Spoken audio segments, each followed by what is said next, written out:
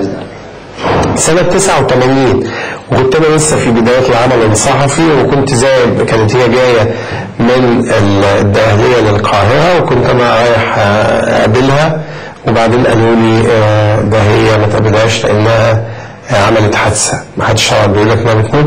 فأنت بتروح لمكان الحادث ونفسك إنك أنت تطير عشان تتأكد إنه إنها عايشة لسه، وبتعيش بقى انت بتموت في هذه اللحظات عشان تقطع مسافة.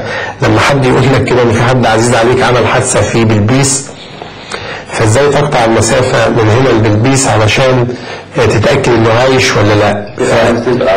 بتموت كل ثانية كل ثانية، وبعدين تقول بقى لو انت بتحبه بجد فتقول رأيت يكون عايش، طب لو انا يبقى احسن، لا ده انا الاقيها عايشة.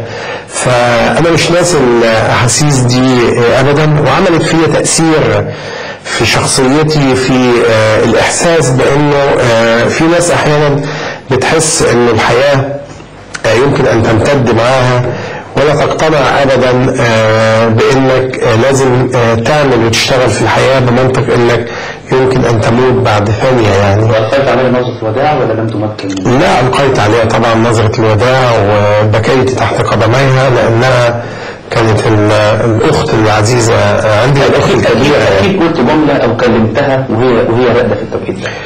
والله جمل البكاء اللي هي يعني بتعبر عن الحب الحقيقي، يعني اللي هي ما تموتيش خليكي، يعني ده التعبير اللي انا مش ناسيه، يعني ما تموتيش خليكي معانا. وقتها كان من لسه بادئ العمل الصحفي، وضيعت مني الحكاية دي سنتين بسبب اليأس والإحباط. اتعلمت منها ان انا الاحزان ما تحبطنيش قوي كده، انك تحاول تتغلب عليها وتنتصر، لانه فعلا دخلت في سنتين من الكآبة والاكتئاب. احيانا المآسي بتؤثر فينا سلبا او ايجابا، هي اثرت فيها سلبا سنتين، لكن بعد كده انتقلت منها بشكل ايجابي، وده اللي خلاني احاول ان نختصر الوقت والمسافات. المأساة الثانية رب أخ لك لم تلده أمك، يعني مجدي مهنا كان بالنسبة لي أخ عزيز تعلمت منه